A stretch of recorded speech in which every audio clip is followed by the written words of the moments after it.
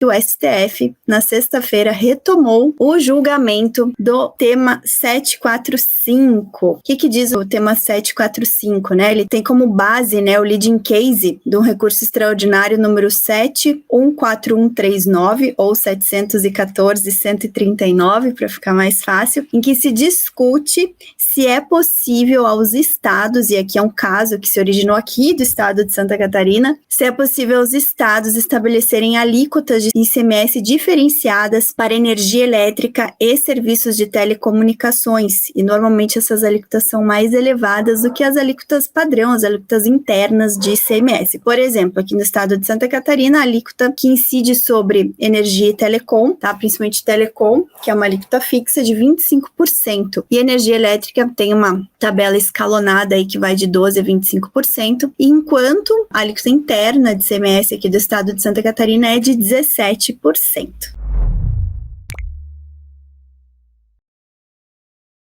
Então vamos lá, todas as empresas, vamos pensar assim, né, gente? Todas as empresas, e hoje cada vez mais, energia elétrica não preciso nem dizer, né? Todas as empresas, para que possam funcionar, precisam despender com energia elétrica. Aliás, todos precisamos, né? Hoje ninguém mais vive sem energia elétrica. E também precisam, né, em conjunto com a energia elétrica, vem os serviços de telecomunicações, né? Então também precisam de telefone, de internet, e é por isso que eu digo que essa é uma oportunidade que vale para qualquer tipo de empresa, tá? Independente do segmento, independente do tamanho, do porte. Por quê?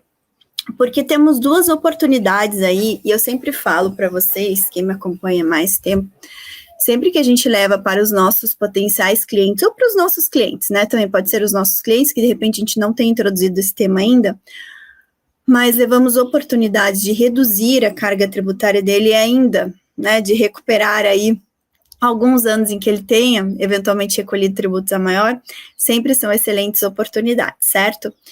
Mas o que acontece? Aqui a gente está falando de oportunidades em que porque ainda estão pendentes de julgamento nos tribunais superiores, então ainda precisamos ajuizar ações para que possamos levar efetivamente esse resultado para os clientes, tá bom? Então a primeira é a chamada tese do TUST e da TUSD, né? Muitos de vocês já conhecem, já ouviram falar, mas do que se trata essa tese? Então, a gente sabe que o ICMS é um imposto estadual, em que ele incide sobre a circulação de mercadorias, né? E existe um conceito aí sobre o que se entende como mercadoria, ou de serviços de transporte interestadual, intermunicipal, ou de comunicações, ou de serviços de comunicações, tá? Isso tá lá, é a nossa matriz constitucional da incidência do ICMS, certo? Acontece que, quando o ICMS ele é cobrado sobre a energia elétrica, tá? E aí já tem um entendimento de que a energia em si é uma mercadoria. Então, quando a gente faz circular essa mercadoria chamada energia elétrica, em cima dessa cobrança da energia elétrica, também incide ICMS sobre dois outros serviços, tá? Então, e esses serviços, eles são cobrados via taxa, tá?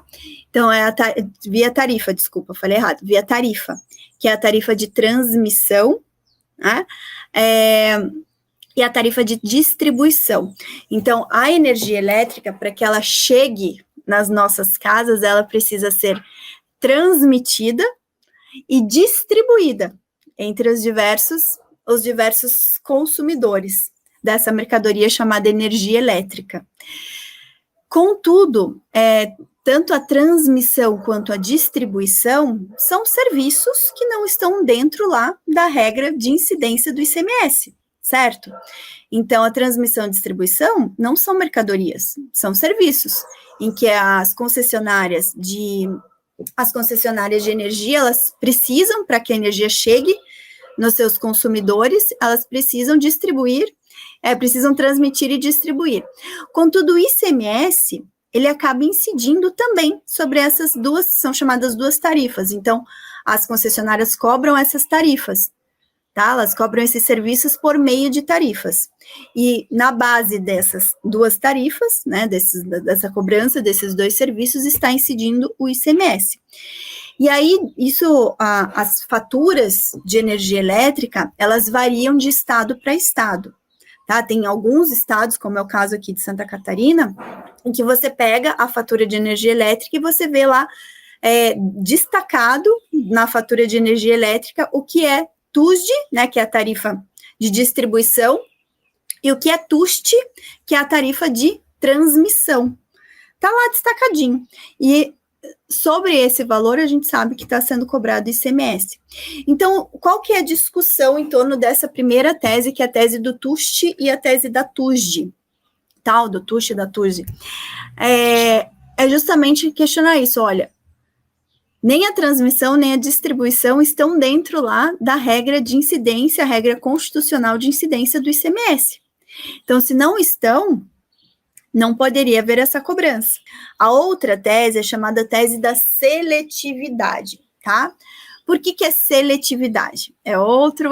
A gente batizou, né? Então, a gente batiza as teses tributárias. Então, tem a tese da TUST e da TUSD, e a outra é a tese da seletividade. Então, esse é um outro fundamento, tá? É totalmente diferente. Qual que é o fundamento dessa segunda tese? Os estados, quando eles vão cobrar ICMS sobre energia elétrica, né? Lembre-se, energia elétrica é uma mercadoria. E serviços de telecomunicações, que entra na aba comunicações, né? Na regra de incidência relacionada a serviços de comunicações, entram os de telecomunicações também, tá? Então, quando vai cobrar por motivo X de arrecadação, as alíquotas para energia elétrica e telecom são muito superiores às alíquotas de ICMS que incidem aí sobre qualquer outra circulação de mercadoria dentro do estado. Então, vamos pensar assim, qual que é o padrão de alíquota dos estados relacionado ao ICMS interno, tá? O ICMS de circulação interna dentro do estado. 17, 18, no máximo 19%. Acho que o Rio de Janeiro, Francisco pode me confirmar aí, a alíquota no Rio de Janeiro é de 19%. Aqui em Santa Catarina é 17%. Paraná, São Paulo, 18%, tá? Acho que o Rio Grande do Sul também é 18%. Mas isso varia de acordo com o estado, mas vamos pensar, não sai muito de 17, 18 ou 19% o padrão do ICMS dentro do estado, ok? O que acontece? Quando os estados vão cobrar sobre circulação de energia elétrica e sobre o serviço de telecom, eles cobram alíquotas de 25%, 30%, o caso do Rio de Janeiro, se eu não me engano. Francisco, que está aqui acompanhando a live, pode confirmar também que Francisco é do Rio. 30%. Alguns estados cobram, além da tarifa, da alíquota já majorada, ainda aquele adicional, né, previsto na Constituição, que vai para a formação de um fundo de pobreza do estado. Tá? Rio de Janeiro tem, que é 2%. Alguns estados têm, São Paulo também tem 2%, que vai para esse fundo, tá? Porque tem uma regra lá na Constituição autorizando os estados a cobrarem um percentual excedente do ICMS em até 2%. Então, assim, sobre a fatura de energia elétrica e de serviço de telecomunicações, lá no Rio, por exemplo, a alíquota total de ICMS vai ser de 32%. Então, uma alíquota muito alta, certo? Então, um terço daquela fatura de energia elétrica e telecom serve só para pagar o ICMS. Então, é um valor muito elevado, ok? Então, pensando nisso, desenvolveu-se essa tese, falando, poxa, a Constituição, quando ela foi falar lá do ICMS, ela falou que sempre que possível, o ICMS deveria atender aos princípios da razoabilidade e da essencialidade e... Opa, agora me fugiu, são dois conceitos, a essencialidade e... Gente, agora me fugiu o que a Constituição fala, mas se alguém puder consultar aí lá no artigo 155, em alguns dos parágrafos vai estar lá. Mas um dos princípios é a essencialidade, outro é muito sinônimo a isso, tá, gente? É que agora me fugiu. Mas, sempre que possível, o ICMS deve obedecer ao princípio da essencialidade, ok? E aí, essencialidade de acordo com a mercadoria, tá? Ou o serviço relacionado. Aí, o que aconteceu? Fala, poxa, mas energia elétrica, gente, tem algo que seja mais essencial do que energia elétrica, principalmente hoje. Ninguém vive sem energia elétrica. Telecomunicações. Quem é que vive sem o serviço de telefonia, sem o serviço de internet? Ninguém. Eu não viveria, por exemplo. Não teria nem como estar aqui falando com vocês nesse momento, se não fosse energia elétrica e telecom, né? E 99,9% das pessoas e das empresas também não tem como. Não tem como. Então, poxa, algo que é tão essencial, por que não obedece o princípio da essencialidade? Seletividade, lembrei. É essencialidade e seletividade, tá? Agora eu lembrei aqui. Eu não sei se alguém respondeu, eu não vi, tá, gente? Mas é porque eu lembrei mesmo. Ó, Francisco, essencialidade e seletividade, Francisco colocou ali. Isso aí, 32% lá no Rio. Então, tá, confirmou ali o que eu já tinha de cabeça, né? Mas é bom confirmar. Então, isso aí. Então, poxa, se é algo tão essencial, né? E também tem que ser seletivo pela mercadoria, dependendo do tipo de mercadoria, dependendo do tipo de serviço, quanto mais essencial, você vai selecionar ali, as alíquotas têm que ser proporcionalmente, tem que ser inversamente proporcional. Então, quanto mais essencial, menor a alíquota. E por que não acontece isso nem com energia, nem com telecom? Que são as alíquotas mais altas que tem normalmente. E aí se desenvolveu essa tese para questionar, falar, olha, quando as alíquotas elas são assim, elas violam o dispositivo da Constituição que fala que o ICMS, sempre que possível, tem que obedecer à seletividade e essencialidade. É sempre que possível, mas, poxa, e aqui que é absurdamente, né? Vamos pensar, itens assim, mais do que essenciais, não se aplica a seletividade. Quando é que se vai se aplicar a seletividade do ICMS? Quando que vai ser possível?